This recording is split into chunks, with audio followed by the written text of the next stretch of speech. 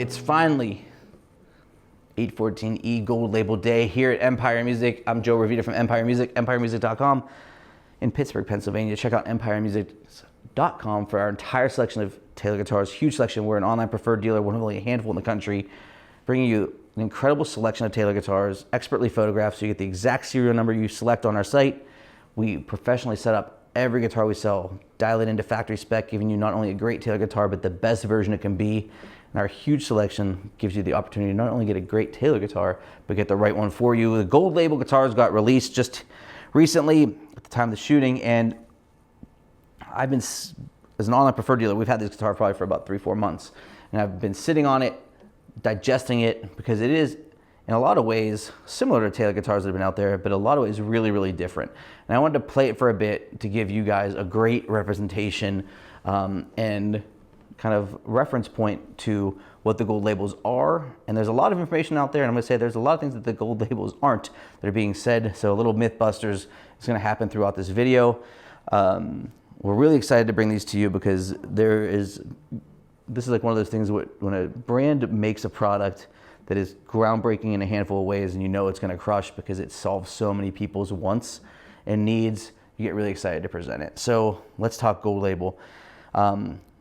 The Gold Label 814 is a super auditorium that Andy Powers designed. Now, what is a super auditorium? It's a larger version of the Grand Auditorium based off of Bob's silhouette, which is cool because we're comfortable with the general, aesthetic look, the visual of the body shape, just bigger to give us that fullness that they're trying to, deliver. So what is the point of these Gold Label guitars? And I think this is where it's time to put on our detective gear, our Mythbusters action hats, and go a little Dick Tracy here and solve a problem. So what's out there?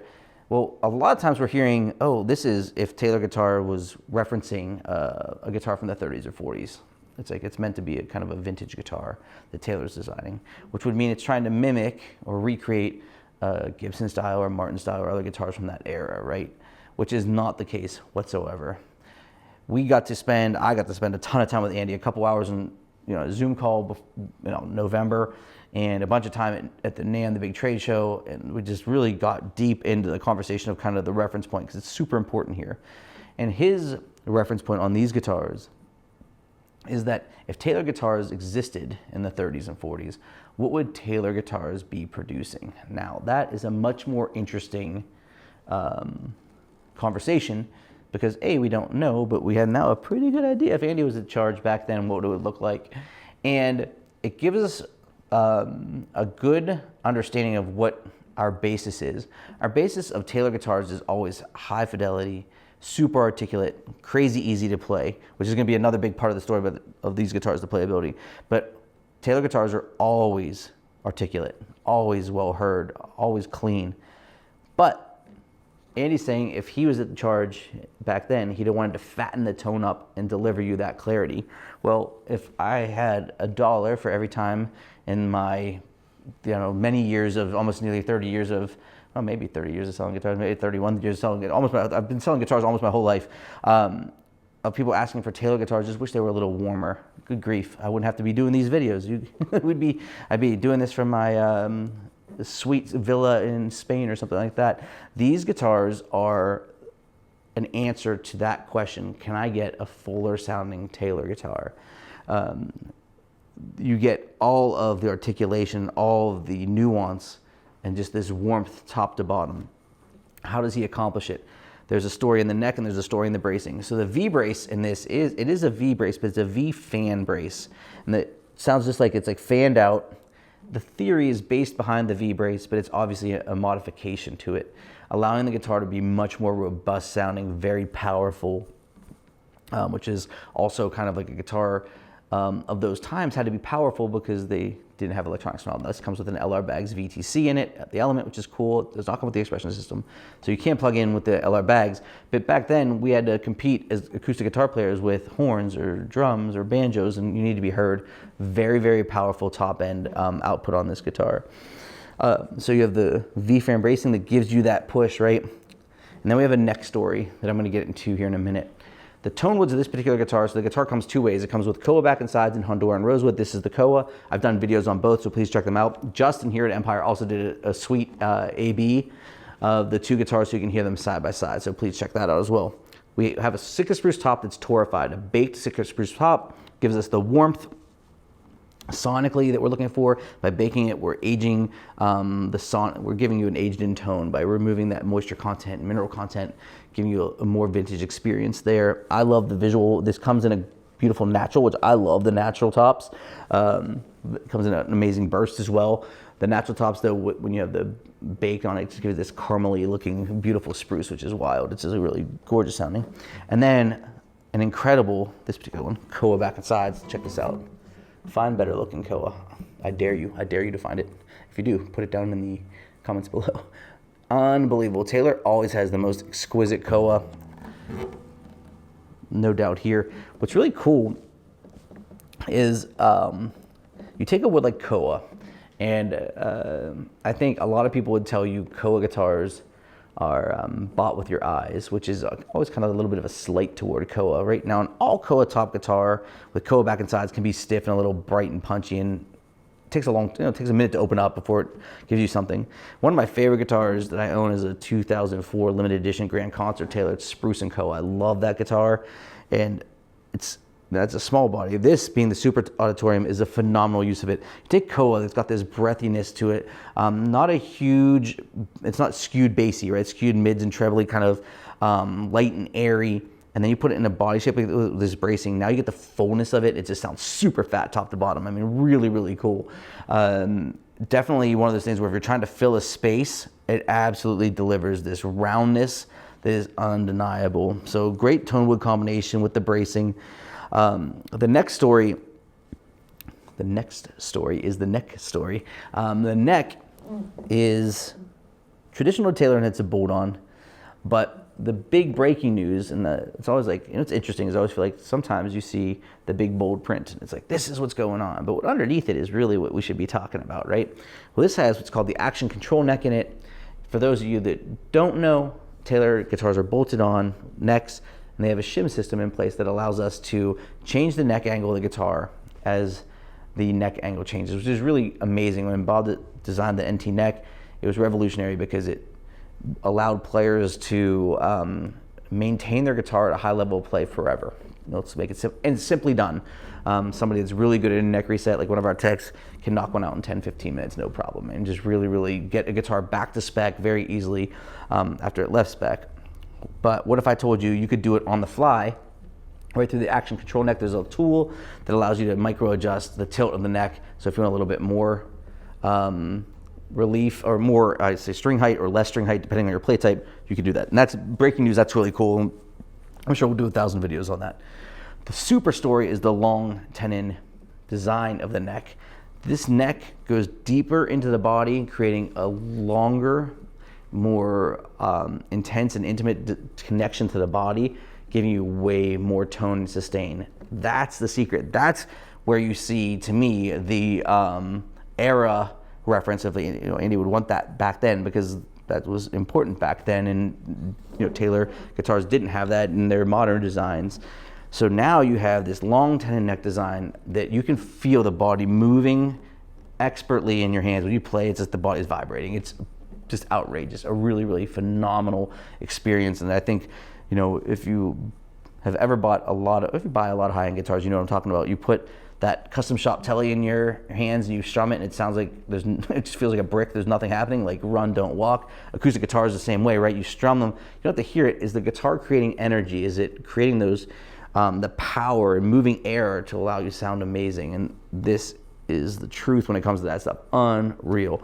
So you have an expert neck design, mahogany neck, ebony fingerboard with a Honduran rosewood bridge. Honduran rosewood is a big part of Taylor's story coming forward here. Andy really loves it. And the Powers Electrics, Andy loves it. We have a bunch of cool stuff coming this year across many brands with Honduran rosewood. Just a really, really great sounding tone wood, great for a bridge or back and sides. So Taylor's used it both ways. Go to a 510 tuners, and obviously the vintage aesthetic, right? You can see they changed the way the logo looks in the pickguard. I think the guitar looks timeless.